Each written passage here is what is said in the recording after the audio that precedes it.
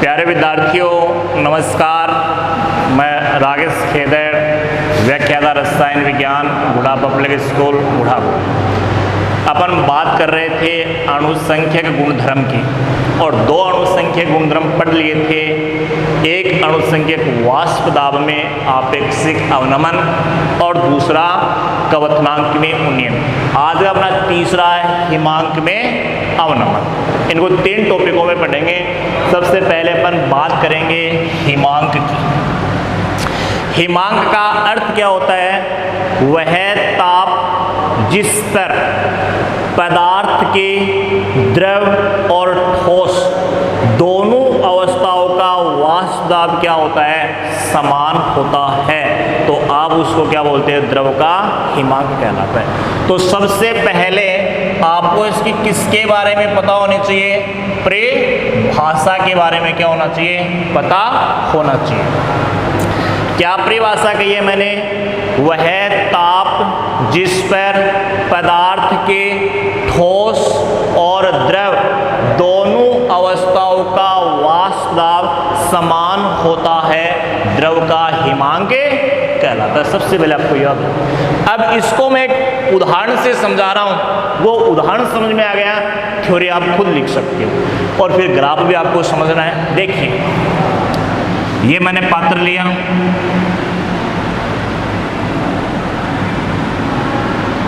इसमें केवल शुद्ध विलायक, इसमें केवल शुद्ध विलायक है और विलायक के रूप में मैंने इसमें जल लिया और जल वो क्या होता है? वाष्पशील होता है। ये तो केवल किसका है? शुद्ध विलायक। दूसरा मैंने जो पात्र लिया, ये दूसरा पात्र, इसमें ये लिया शुद्ध विलायक यानी जल लिया, ये विलायक है और विलायक के रूप में क्या है? जल। और जल क्या होता है? वाष्पशील। इसमें मैंने क्या मिलाया? इसमें मैंने अवाष्पशील ठोस विलेय पदार्थ, अवाष्पशील ठोस विलेय पदार्थ, जैसे मैं बात कर लूँ NaCl मिलाया और NaCl मिलाते ही NaCl यानी विलेय और विलायक दोनों मिलाए और दोनों मिलाए तो ये क्या बन गया? विलयन बन गया। और आपको ये पहले से पता है कि अवाष्पशील ठोस विलेय पदार्थ युक्त विलयन का वाष्प दाब शुद्ध विलायक से क्या होता है? कम होता है। समझ गए?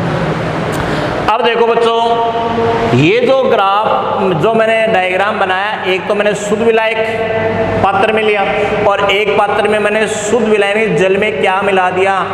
जल में मैंने नमक मिला दिया, NaCl मिला दिया। और अब क्या करना है? दोनों को आप फ्रीज में रख दो। समझना, दोनों को आप किस में रख दो? फ्रीज में रख दो। और ये देखो कि पहले कौन जमता है। दोनों को आपने फ्रीज में रख दिया तो पहले जल जमता है। जो जल है वो 0 डिग्री सेल्सियस पे जम जाता है। जल जम गया और 0 डिग्री सेल्सियस से भी कम ताप पर जो विलयन है, ये 0 डिग्री सेल्सियस से भी कम ताप पर, यानी 0 डिग्री सेल्सियस है उससे भी कम ताप पर जमता है। क्या होता है? कम ताप पर जमता है।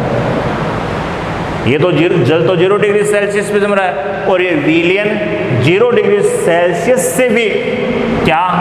कम ताप पर जमता है। समझ गए क्या इतनी बात?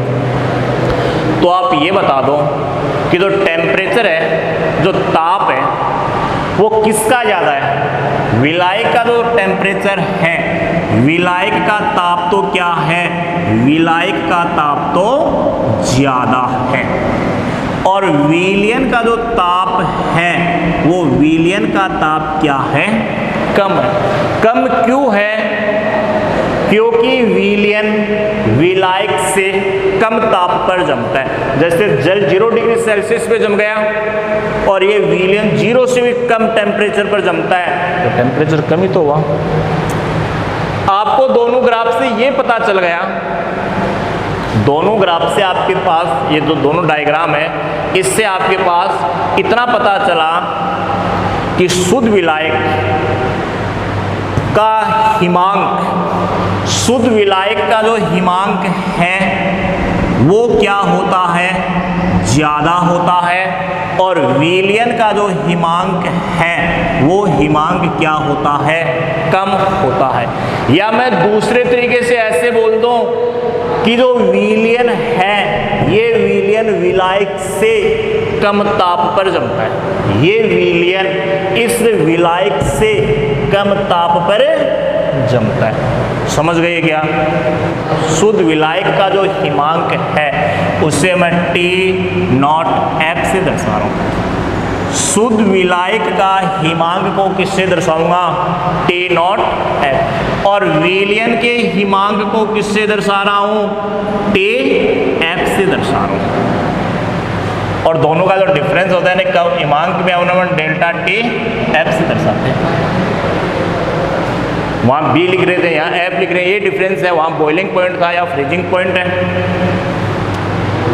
इस दोनों पात्र से आपको ये पता चल गया कि एक तो शुद्ध विलायक है और एक विलयन है। ये विलयन विलायक से कम ताप पर जमता है और कम ताप पर जमता है तो इसका हिमांक भी क्या है? कम है।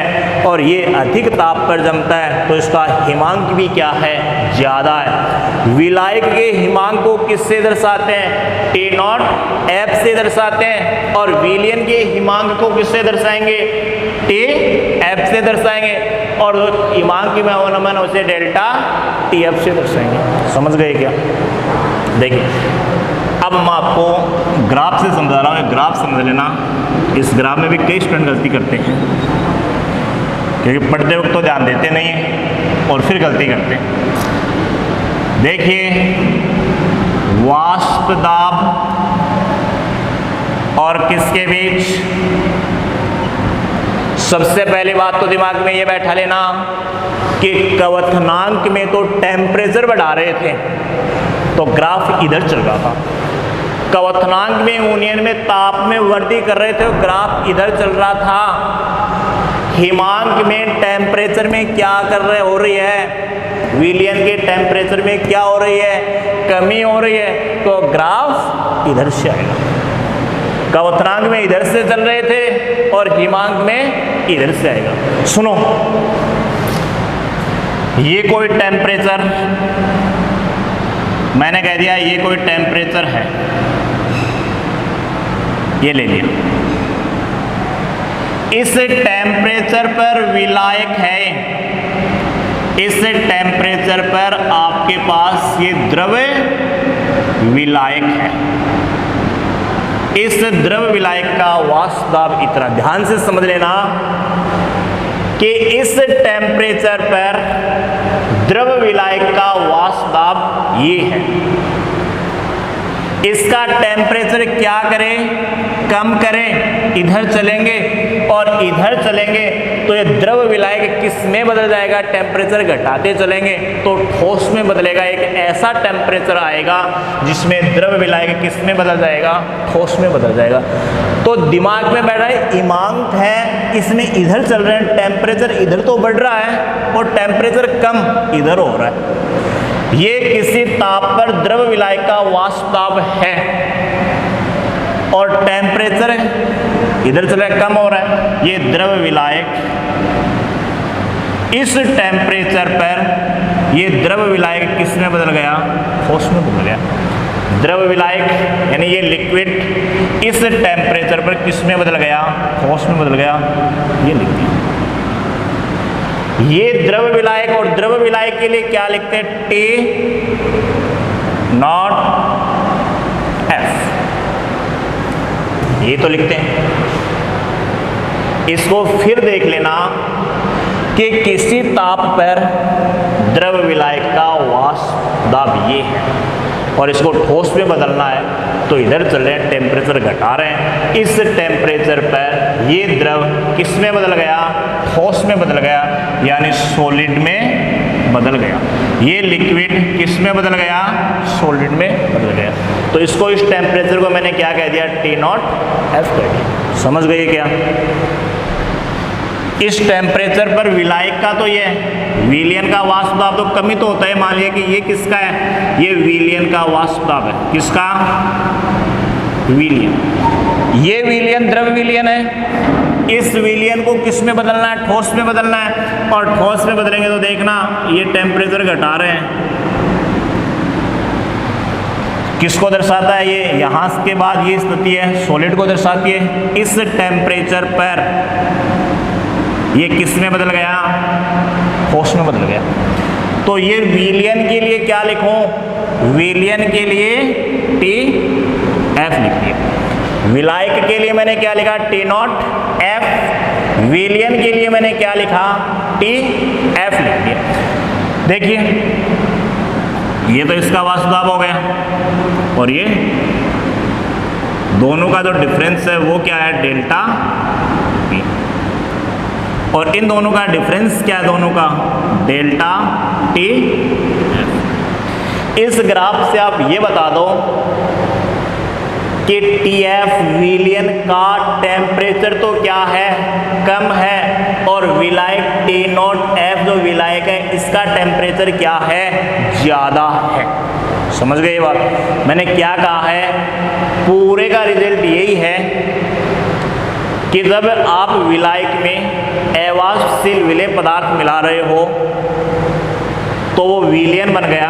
उस विलयन का वाष्प दाब विलायक से क्या होता है? कम होता है। दोनों का आप फ्रिज में रखोगे, तो ये तो 0 डिग्री सेल्सियस पे, समझाने के लिए बता रहा हूँ, फ्रिज में रखोगे तो ये तो 0 डिग्री सेल्सियस पे जम जाएगा, और इसको और टेम्परेचर कम करना पड़ेगा। नहीं, ये 0 से भी कम पर माइनस में 0 से भी कम पर जमता है। तो विलयन का कम ताप पर जमता है, तो इसका हिमांक क्या हो गया?